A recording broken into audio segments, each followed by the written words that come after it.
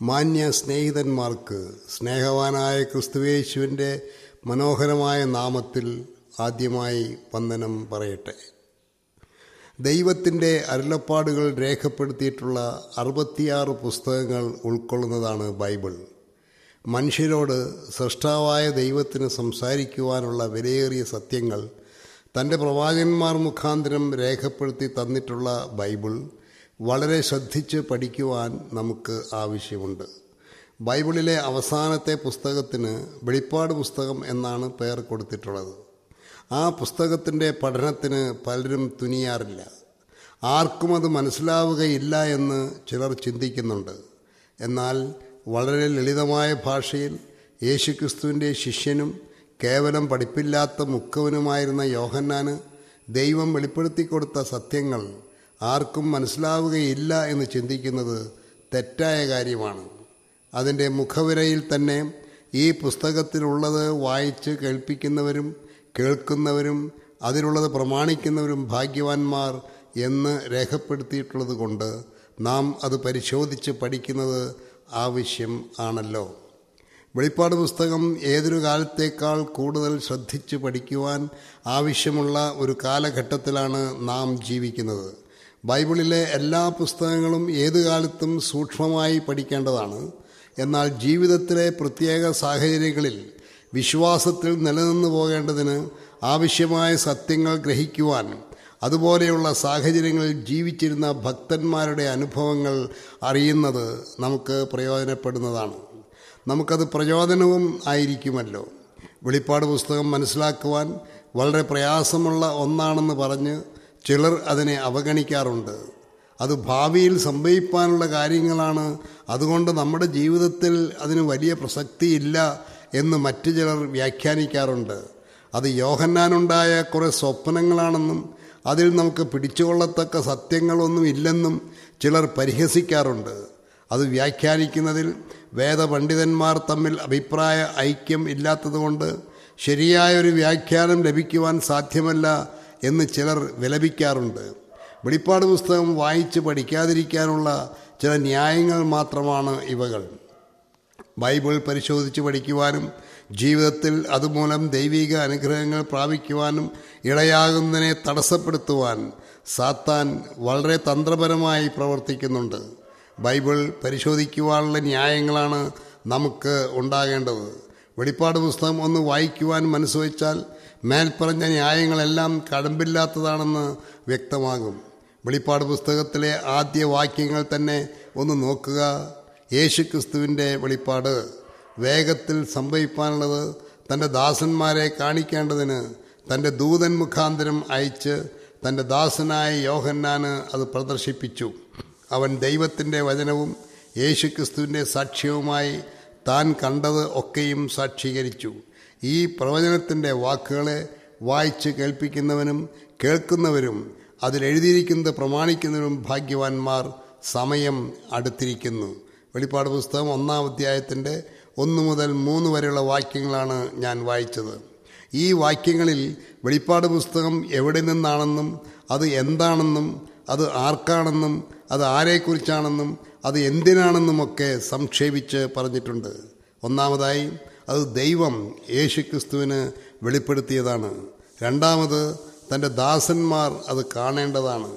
3, ക്രിസ്തുശിഷ്യനായ യോഹന്നാൻ അത് കണ്ടതാണ്. 4, അത് ദൈവവചനമാണ്. 5, അത് യേശുക്രിസ്തുവിൻ്റെ സാക്ഷ്യമാണ്. 6, അത് വായിച്ച് കേൾപ്പിക്കേണ്ടതും കേൾക്കേണ്ടതുമാണ്. 7, അതിലുള്ളത് പ്രമാണിക്കേണ്ടതാണ്. ഇത്ര ശ്രേഷ്ഠമായ സത്യങ്ങൾ ഉൾക്കൊള്ളുന്ന വെളിപ്പാട് പുസ്തകം വായിക്കാതിരിക്കുന്നതും പരിശോധിക്കാതിരിക്കുന്നതും എത്ര വലിയ അപരാധമായിരിക്കും എന്ന് ചിന്തിച്ചു നോക്കുക. അതിലെഴുതിയിരിക്കുന്നത് പ്രമാണിക്കുന്നവർ ഭാഗ്യവാന്മാർ എന്ന് പറയുന്നത് കൊണ്ട് അതിൽ നമുക്ക് പ്രമാണിക്കുവാൻ കുറേ കാര്യങ്ങൾ ഉണ്ടെന്ന് വ്യക്തമാക്കുന്നു. അത് എന്തൊക്കെയാണ് പുസ്തകം വായിച്ചു നോക്കാതെ എങ്ങനെ മനസ്സിലാക്കുവാൻ കഴിയും? അതിലുള്ളതൊക്കെ ഭാവിയിൽ സംഭവിക്കാനുള്ളതാണെങ്കിൽ അതിലുള്ളത് പ്രമാണിക്കേണ്ടവർ ആരായിരിക്കും? വെളിപ്പാട് പുസ്തകം ദൈവവചനമാണ് എന്ന പ്രസ്താവന ശ്രദ്ധിക്കേണ്ടതാണ്. ബൈബിളിലെ മറ്റ് പുസ്തകങ്ങൾ ദൈവവചനമായിരിക്കുന്നത് പോലെ തന്നെ വെളിപ്പാട് പുസ്തകവും ദൈവവചനം തന്നെയാണ് എന്ന സത്യം നാം ഉറപ്പാക്കേണ്ടതാണ്. അത് യേശുക്രിസ്തുവിൻ്റെ സാക്ഷ്യവുമാണ്.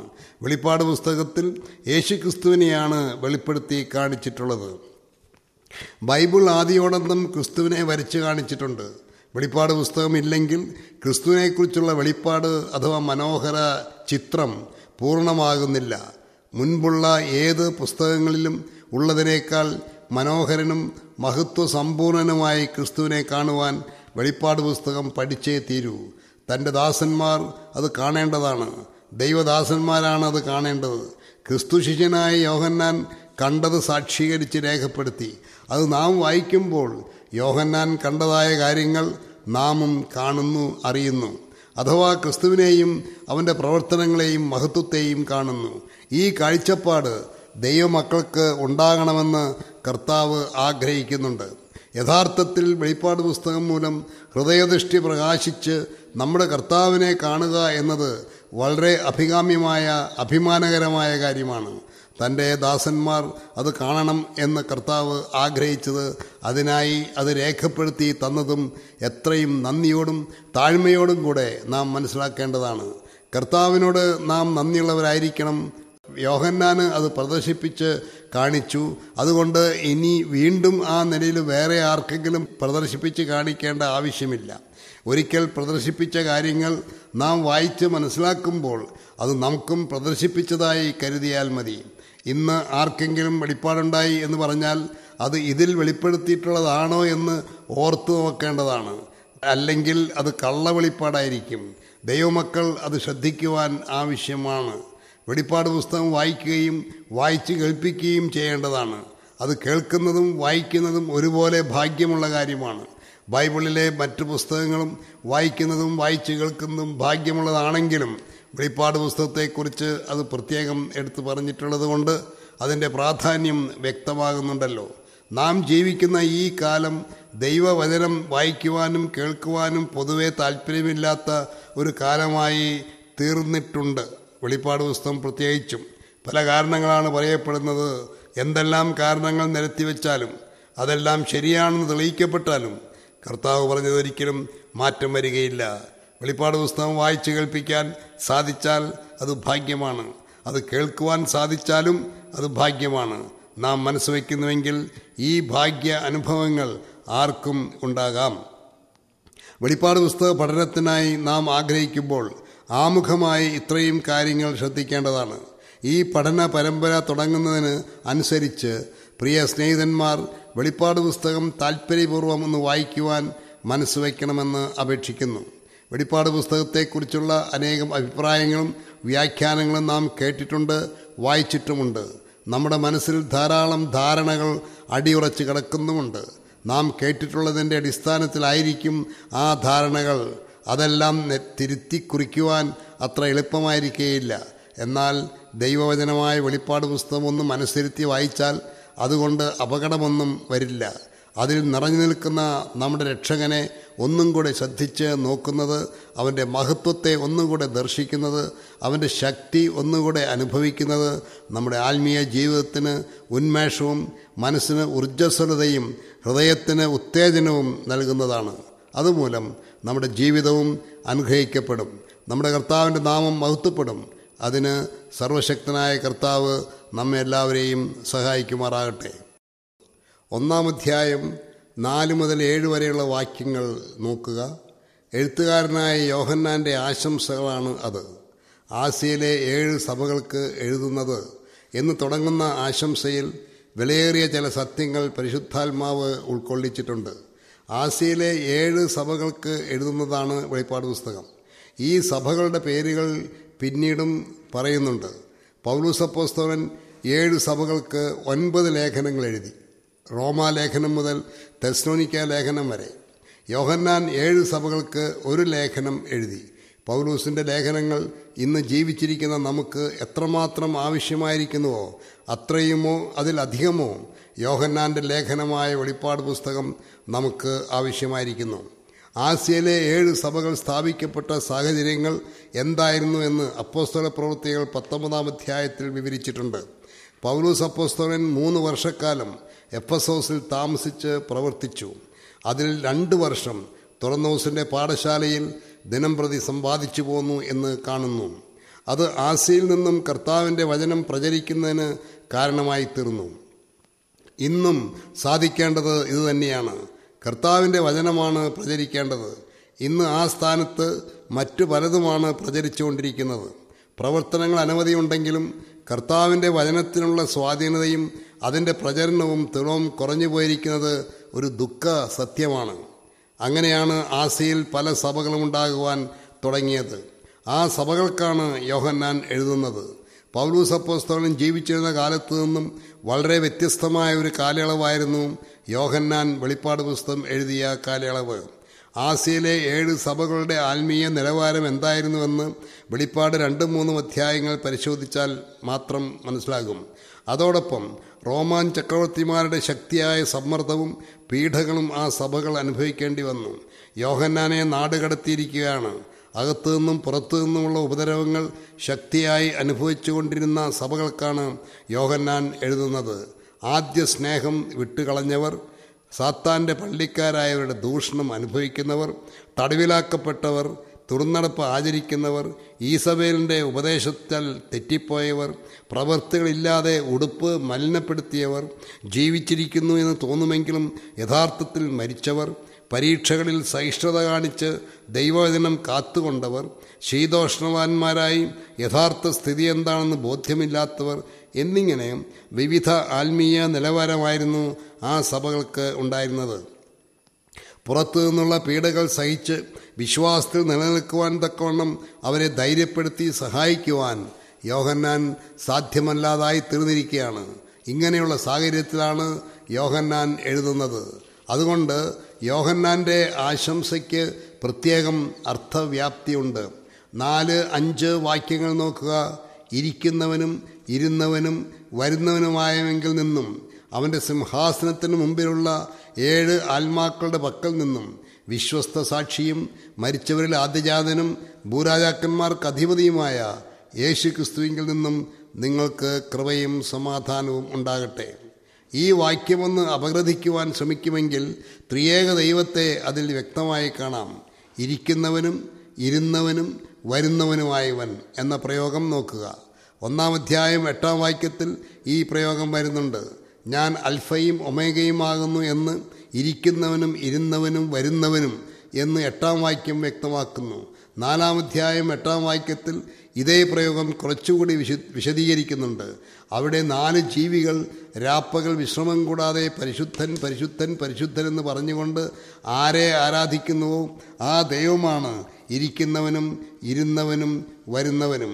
അത് നമ്മെ പഴയ നിയമത്തിലെ യെശയ്യാപ്രവചനം 6-ാം അധ്യായത്തിലേക്ക് തിരിച്ചുവിടുന്നു. പരിശുദ്ധനായ ദൈവത്തിൻ്റെ സാന്നിധ്യം, അവൻ്റെ സർവശക്തി, അവൻ്റെ കർത്തൃത്വം, അവൻ്റെ നിത്യ സ്വഭാവം ഭൂതകാലത്തും വർത്തമാനകാലത്തും ഭാവി കാലത്തും യഥാവാനായിരിക്കുന്ന ഈ അവസ്ഥ, ഇതൊക്കെയാണ് ഇരിക്കുന്നവനും ഇരുന്നവനും വരുന്നവനും എന്ന പ്രയോഗത്തിൽ നിന്നും മനസ്സിലാക്കേണ്ടത്. അതിനുശേഷം അവൻ്റെ സിംഹാസനത്തിന് മുൻപിലുള്ള 7 ആത്മാക്കളുടെ പക്കൽ നിന്നും എന്നും പറയുന്നു. ദൈവസിംഹാസനത്തിന് മുമ്പിലുള്ള 7 ആത്മാക്കൾ എന്ന പ്രയോഗവും വിശദമായി പഠിക്കേണ്ടതുണ്ട്. 4-ാം അധ്യായം 5-ാം വാക്യത്തിൽ ദൈവത്തിൻ്റെ 7 ആത്മാക്കളായ 7 ദീപങ്ങൾ എന്ന് കാണുന്നുണ്ട്. 5-ാം അധ്യായം 6-ാം വാക്യത്തിൽ സർവ്വഭൂമിയിലേക്കും അയച്ചിരിക്കുന്ന 7 ആത്മാക്കളായ 7 കണ്ണ് അറുക്കപ്പെട്ട കുഞ്ഞാടിന് ഉണ്ട് എന്ന് പറഞ്ഞിരിക്കുന്നു. ദൈവത്തിൻ്റെ ആത്മാക്കൾ 7 ദീപങ്ങളും 7 കണ്ണുകളുമാകുന്നുവെന്ന് പറഞ്ഞിരിക്കുന്നു. ദീപങ്ങൾ വെളിച്ചത്തെ കുറിക്കുന്നു എന്ന് ഗ്രഹിക്കുവാൻ വ്യാഖ്യാനം ആവശ്യമില്ലല്ലോ. ദൈവം വെളിച്ചമാകുന്നു എന്ന്, ക്രിസ്തു ലോകത്തിന് വെളിച്ചമാകുന്നു എന്നും പറഞ്ഞിട്ടുണ്ടല്ലോ. ദൈവാത്മാവും വെളിച്ചമാകുന്നു എന്നാണ് മേൽ പറഞ്ഞതിൻ്റെ സാരം. സർവ്വഭൂമിയിലേക്കും അയച്ചിരിക്കുന്ന 7 ആത്മാക്കളായി 7 കണ്ണ് എന്നാണ് പറഞ്ഞിട്ടുള്ളത്. സർവ്വഭൂമിയിലുള്ള കാര്യങ്ങൾ ഒരേ സമയത്ത് കാണുവാൻ കഴിയുന്നു എന്നാണല്ലോ ആ പ്രയോഗം കൊണ്ട് മനസ്സിലാക്കേണ്ടത്. സകലവും കാണുവാനും അറിയുവാനും ദൈവാത്മാവിന് കഴിയും എന്ന് സാരം. 7 ആത്മാക്കൾ എന്ന് പറയുന്നത് എന്തുകൊണ്ടായിരിക്കും എന്ന് ചോദിക്കുന്നവർ കാണും. യെശയ്യാപ്രവചനം 11-ാം അധ്യായം 2-ാം വാക്യത്തിൽ അതിനുള്ള ഉത്തരം ഉണ്ട്. അവൻ്റെ മേൽ യഹോവയുടെ ആത്മാവ് വസിക്കും. ജ്ഞാനത്തിൻ്റെയും വിവേകത്തിൻ്റെയും ആത്മാവ്, ആലോചനയുടെയും ബലത്തിൻ്റെയും ആത്മാവ്, പരിജ്ഞാനത്തിൻ്റെയും യഹോവഭക്തിയുടെയും ആത്മാവ് തന്നെ. പരിശുദ്ധാത്മാവിൻ്റെ 7 ഗുണങ്ങളാണ് ഈ വാക്യത്തിൽ ഉള്ളത്. 7 എന്ന സംഖ്യ പൂർണ്ണതയെ കാണിക്കുന്നു എന്ന് വ്യാഖ്യാനിക്കുന്നുണ്ട്. പരിശുദ്ധാത്മാവിൻ്റെ സദ്ഗുണങ്ങൾ പൂർണ്ണതയുള്ളതാണ്. 7 ആത്മാക്കൾ എന്ന പ്രയോഗം കൊണ്ട് പരിപൂർണമായ അനുഭവത്തെയാണ് അർത്ഥമാക്കുന്നത് എന്ന് ഗ്രഹിക്കുവാൻ പ്രയാസമില്ല. ദൈവത്തിൻ്റെ പൂർണ്ണത പിതാവിനും പുത്രനും പരിശുദ്ധാത്മാവിനും തുല്യമായിട്ടുള്ളതാണ്. യെഹെസ്കേൽ പ്രവചനം 1-ാം അധ്യായം 12-13 വാക്യങ്ങൾ നോക്കുക. 4 ജീവികളെക്കുറിച്ച് വിവരിക്കുമ്പോൾ ആത്മാവിന് പോകേണ്ട ഇടത്തേക്ക് തന്നെ പോകും എന്ന് കാണുന്നു.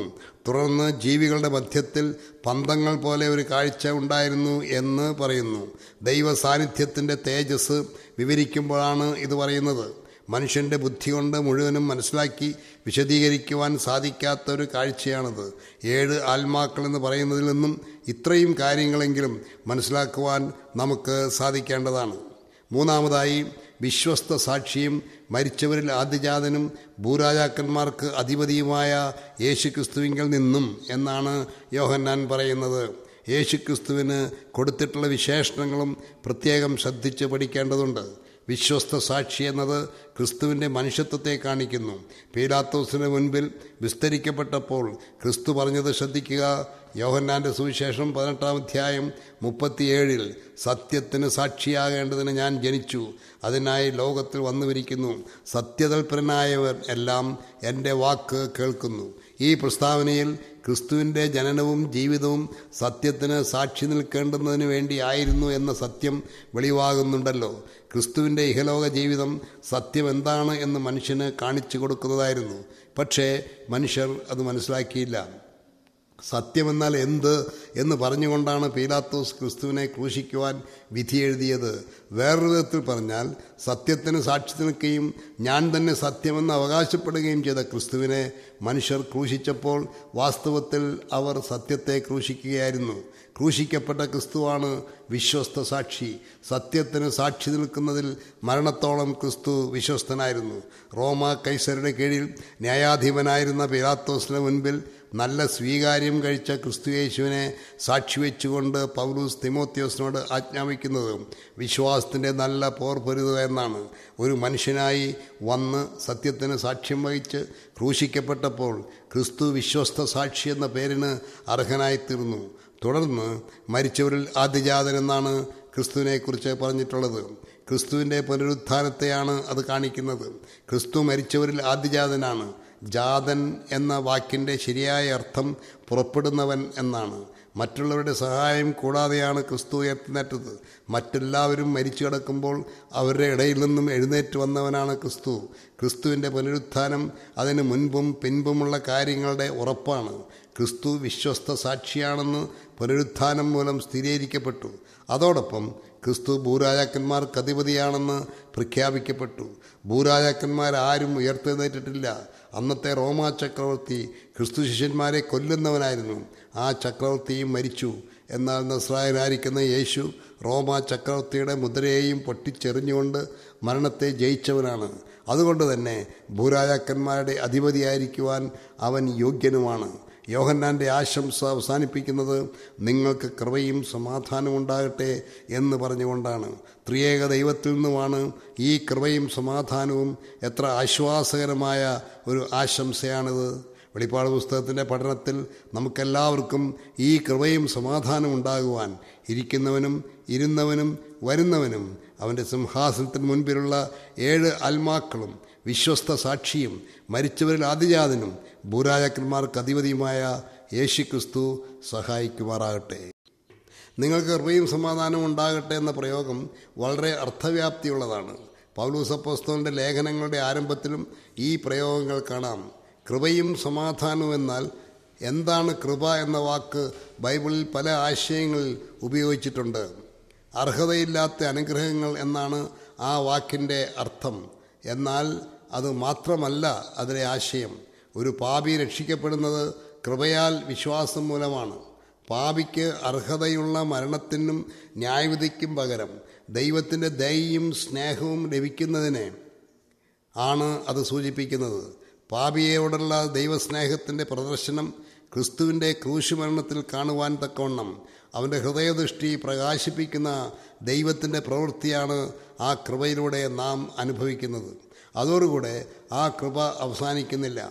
തൻ്റെ കൃപയുടെ അത്യന്ത ധനം വരുംകാലങ്ങളിൽ കാണിക്കേണ്ടതിന് വേണ്ടിയാണ് നമ്മെ രക്ഷിച്ചത്. അതുകൊണ്ട് ആ കൃപയുടെ അത്യന്ത ധനം ഇനിയും നാം കാണുവാനിരിക്കുന്നതേയുള്ളൂ. അതിൻ്റെ വ്യാപ്തി അത്ര വലിയതാണ്. എന്നാൽ വെളിപ്പാട് പുസ്തകം 1-ാം അധ്യായം 5-ാം വാക്യത്തിൽ പറയുന്ന കൃപ എന്ന വാക്കിൻ്റെ ആശയം കുറച്ചുകൂടെ വ്യത്യസ്തമാണ്. എബ്രായ ലേഖനം 4-ാം അധ്യായത്തിൻ്റെ 16 വാക്യത്തിൽ നാം ഇങ്ങനെ വായിക്കുന്നു: അതുകൊണ്ട് കരുണ ലഭിപ്പാനും തത്സമയത്ത് സഹായത്തിനുള്ള കൃപ പ്രാപിപ്പാനുമായി നാം ധൈര്യത്തോടെ കൃപാസനത്തിന് അടുത്ത് ചെല്ലുക. ഈ വാക്യത്തിൽ സഹായത്തിനുള്ള കൃപ എന്ന് പറഞ്ഞിട്ടുള്ളത് ശ്രദ്ധിക്കത്തക്കതാണ്. നിങ്ങൾക്ക് കൃപയും സമാധാനവും ഉണ്ടാകട്ടെ എന്ന് യോഹന്നാൻ എഴുതുമ്പോൾ ആസ്യയിലെ സഭകൾക്ക് ത്രിയേക ദൈവത്തിൻ്റെ സഹായം ലഭിക്കട്ടെ എന്ന ആശയമാണ് നമുക്ക് കാണുവാൻ സാധിക്കുന്നത്. മാത്രമല്ല, തത്സമയത്ത് സഹായത്തിനുള്ള കൃപ എന്നാണ് പറഞ്ഞിട്ടുള്ളത്. സഹായം ആവശ്യമുള്ള സമയത്ത് യാതൊരു താമസവും കൂടാതെ അത് ലഭിക്കും. ആ നിലയിലുള്ള സഹായത്തിനാണ് കൃപ എന്ന് പറയുന്നത്. ആസ്യയിലെ സഭകളിൽ അക്കാലത്ത് നിലവിലിരുന്ന പ്രാതികൂല്യങ്ങളെക്കുറിച്ച് മനസ്സിലാക്കുമ്പോൾ ഈ വിധത്തിലുള്ള സഹായത്തിൻ്റെ ആവശ്യകത എത്ര ശ്രേഷ്ഠമാണെന്നും ഗ്രഹിക്കുവാൻ പ്രയാസമില്ല. റോമാ സാമ്രാജ്യത്തിൻ്റെ അധിപതികളിൽ നിന്നുള്ള പീഡയും അന്നത്തെ മതനേതാക്കന്മാരുടെ ഉപദ്രവങ്ങളും അവരെ നിസ്സഹായരാക്കി തീർത്തിരുന്നു. യോഹന്നാൻ നാട് കടത്തപ്പെട്ടു. ആ സാഹചര്യത്തിൽ അവർക്ക് സഹായത്തിന് ആരുമില്ല. എന്നാൽ ഭൂമിയിലുള്ള ആരുടെയെല്ലാം സഹായം ലഭിച്ചാലും ലഭിക്കാത്ത ആശ്വാസവും സമാധാനവും ധൈര്യവും ത്രിയേക ദൈവത്തിൻ്റെ സഹായത്താൽ ലഭിക്കും എന്ന സത്യമാണ് നമുക്ക് ഇവിടെ പഠിക്കുവാൻ കഴിയുന്നത്. ആസ്യയിലെ സഭകൾക്ക് മാത്രമല്ല, ഏത് കാലത്തുമുള്ള ദൈവമക്കൾക്ക് ഈ കൃപ ലഭിക്കുന്നതാണ്. വെളിപ്പാട് പുസ്തകം വായിച്ചപ്പോൾ ആസ്യയിലെ സഭകൾ ഏത് പ്രകാരം ധൈര്യപ്പെട്ടുവോ അതുപോലെ തന്നെ ഇന്ന് നാം അത് വായിക്കുമ്പോൾ നമുക്കും ഏത് സാഹചര്യത്തിലും ഈ ധൈര്യം പ്രാപിക്കാവുന്നതാണ്. ഈ അത്യന്ത കൃപ നമ്മുടെ ജീവിതത്തിൽ യാഥാർത്ഥ്യമായി തീരുവാൻ നമുക്ക് ഉത്സാഹിക്കാം. സമാധാനമെന്ന വാക്കിനും ജീവിതത്തിൻ്റെ പ്രായോഗിക വശത്ത് വളരെയധികം സ്വാധീനത ഉണ്ട്. ദൈവത്തോടുള്ള സമാധാനവും ദൈവത്തിൻ്റെ സമാധാനവും രണ്ട് കാര്യങ്ങളാണ്. ഒരു പാപി ദൈവത്തോട് സമാധാനമുള്ളവനല്ല, അവൻ ദൈവത്തിൻ്റെ ശത്രുവാണ്. ദൈവത്തോട് നിരപ്പ് പ്രാപിക്കുമ്പോൾ മാത്രമേ അവന് ദൈവത്തോടുള്ള സമാധാനമുണ്ടാകൂ. വിശ്വാസത്താൽ നീതീകരിക്കപ്പെട്ടിട്ട് നമ്മുടെ കർത്താവായ യേശു ക്രിസ്തു മൂലം നമുക്ക് ദൈവത്തോട് സമാധാനമുണ്ട് എന്നാണ് ആ അനുഭവത്തെക്കുറിച്ച് പറഞ്ഞിട്ടുള്ളത്. എന്നാൽ ത്രിയേക ദൈവത്തിൽ നിന്നും ദൈവമക്കൾക്കുണ്ടാകുന്ന സമാധാനം അവരുടെ ജീവിതത്തിലെ അനുഭവങ്ങളിൽ അനുദിനം ലഭിച്ചുകൊണ്ടിരിക്കുന്നതാണ്. സമാധാനമില്ലാത്ത ഒരു ലോകത്തിലാണ് നാം ജീവിച്ചുകൊണ്ടിരിക്കുന്നത്.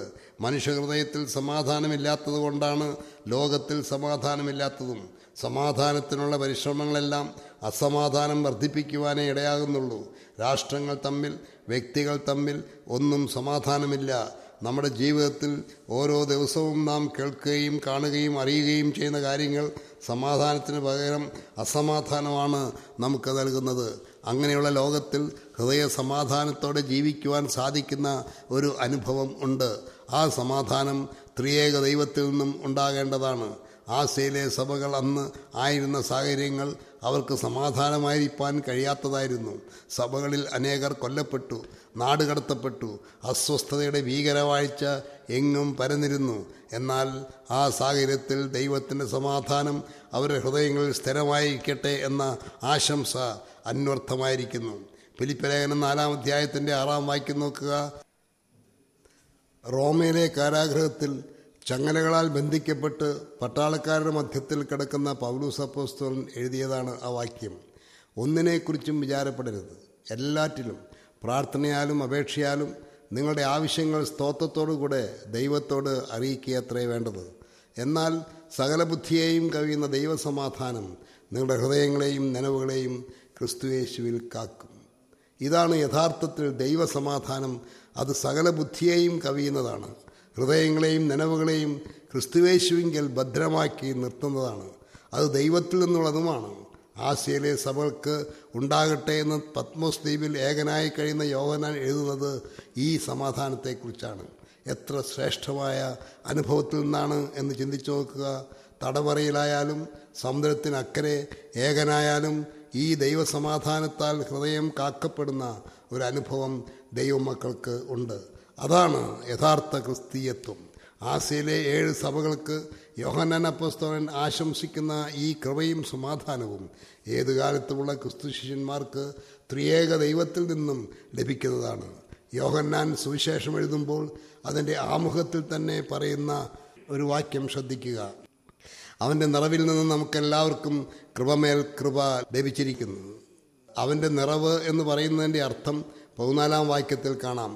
വചനം ജഡമായി തീർന്നു, കൃപയും സത്യവും നിറഞ്ഞവനായി നമ്മുടെ ഇടയിൽ പാർത്തു. ദൈവമായിരുന്ന വചനം ജഡമായി തീർന്നു. അവനാണ് നമ്മുടെ കർത്താവായ യേശുക്രിസ്തു. അവൻ കൃപയും സത്യവും നിറഞ്ഞവനാണ്.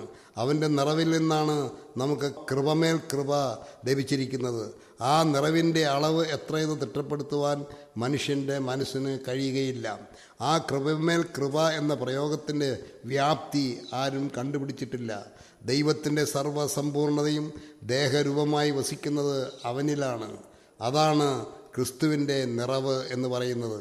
എഫേസ്യ ലേഖനം 1-ാം അധ്യായം 22-21 വാക്യങ്ങളിൽ നാം ഇങ്ങനെ വായിക്കുന്നു: സർവവും അവൻ്റെ കാൽ കീഴാക്കി വെച്ച് അവനെ സർവത്തിനും മീതെ തലയാക്കി എല്ലാറ്റിലും എല്ലാം നിറയ്ക്കുന്നവൻ്റെ നിറവായിരിക്കുന്ന അവൻ്റെ ശരീരമായ സഭയ്ക്ക് കൊടുക്കുകയും ചെയ്തിരിക്കുന്നു.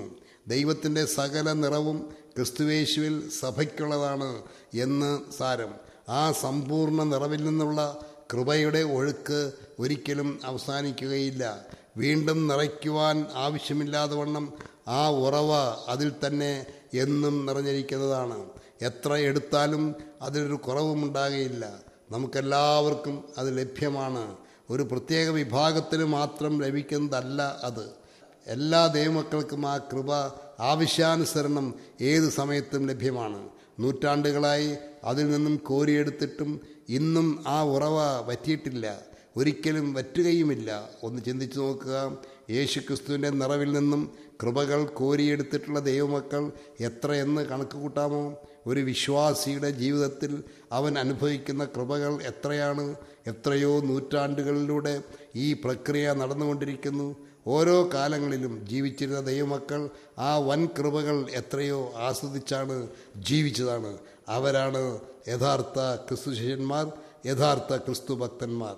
ഇന്നും ഈ ഭൂമിയിൽ ജീവിച്ചിരിക്കുന്ന ആയിരങ്ങൾ പതിനായിരങ്ങൾ ക്രിസ്തുവിൻ്റെ നിറവിൽ നിന്നും കൃപമേൽ കൃപ പ്രാപിച്ചുകൊണ്ടിരിക്കുന്നു.